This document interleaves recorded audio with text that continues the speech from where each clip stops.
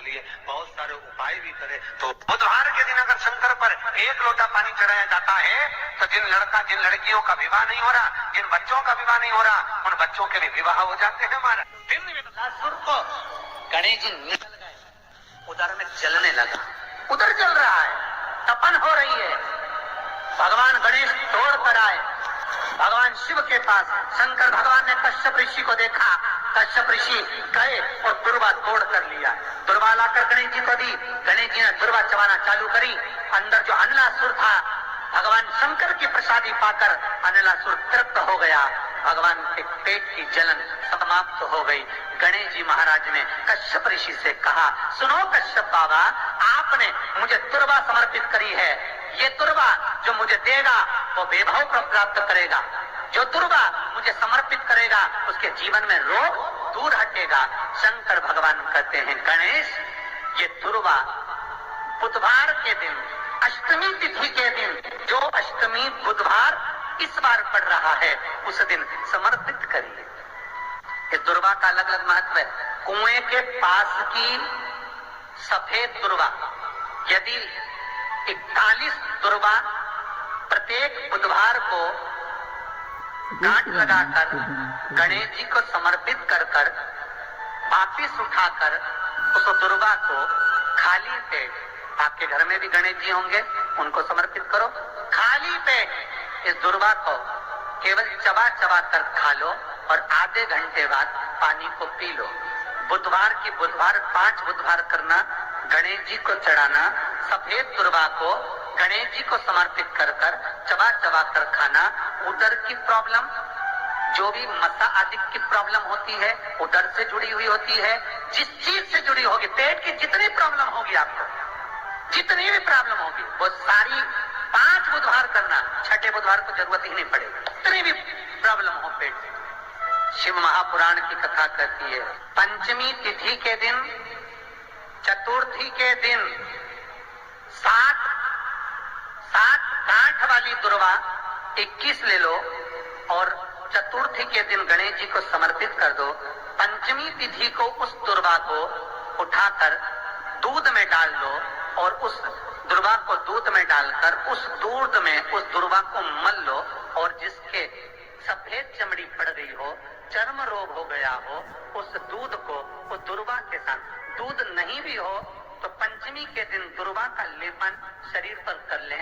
आधे घंटे तक करने पर पंचमी को प्रदोष काल में स्नान कर लें। महाराज, आपको चर्म रोग में आराम लग जाएगा, सफेद चमड़ी अपने असली रंग में आना प्रारंभ हो जाएगी। गणेश पुराण।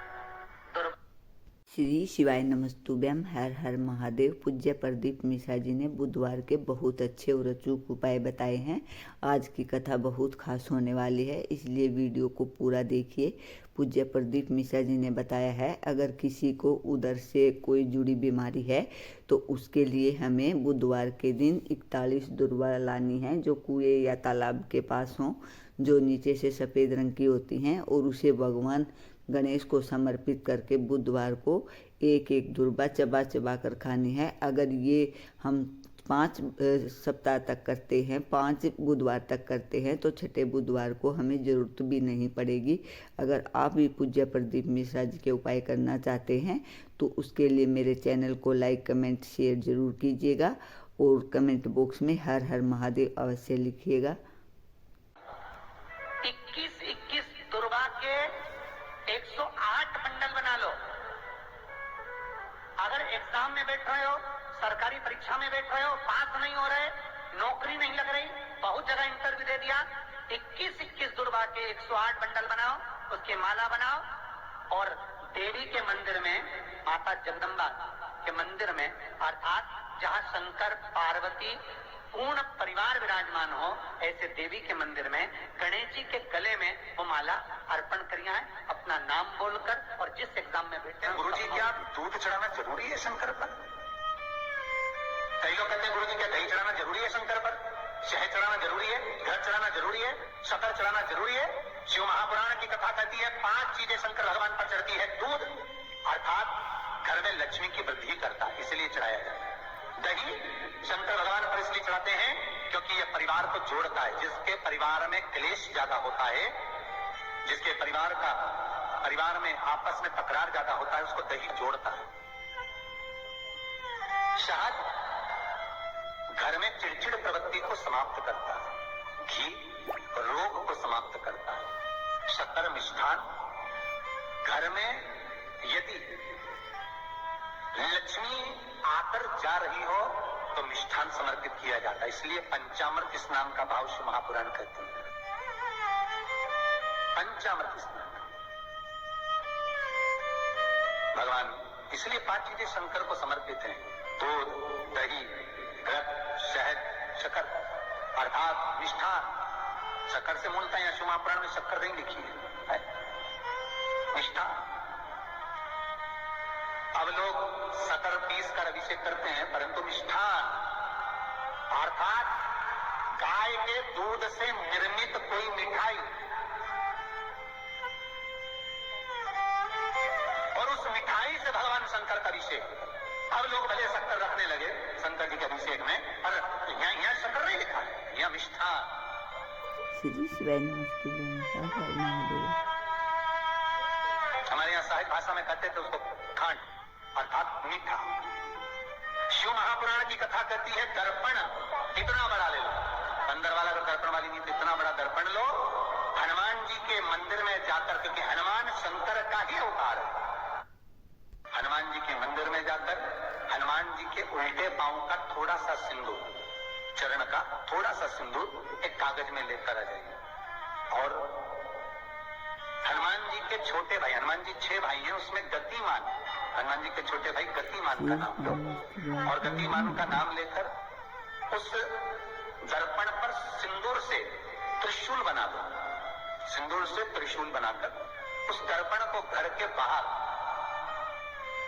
दर्पण का मुख बाहर की ओर, ऐसे बाहर की ओर मुख कर दर्पण को घर के बाहर या दरवाजे पर, बिल्डिंग पर, ऊपर जाली में, फ्रंट में कहीं पर उसको लगा दीजिए। महाराज केवल शंकर का स्मरण कर गतिमान का नाम लेकर हनुमान के उल्टे पांव का सिंदूर का त्रिशूल बनाकर जो दर्पण को लगा देता है, आपको 1 महीने के अंदर अंतर मालूम पड़ जाएगा कि पिछले जो महीने निकले हैं उस महीने का अंदाजा लगाना कि घर में लोग कितने बीमार पड़ते थे, और इस दर्पण को लगाने के बाद बीमारी कम हुई तो नहीं हो कम तो ठंडा कर देना, क्या जा रहा है, और करके जरूर देखना, विश्वास रखकर करोगे, भगवान शिव का अनुमोदन कर भगवान शंकर पर विश्वास रखकर करोगे तो बीमारी घेर नहीं सकती।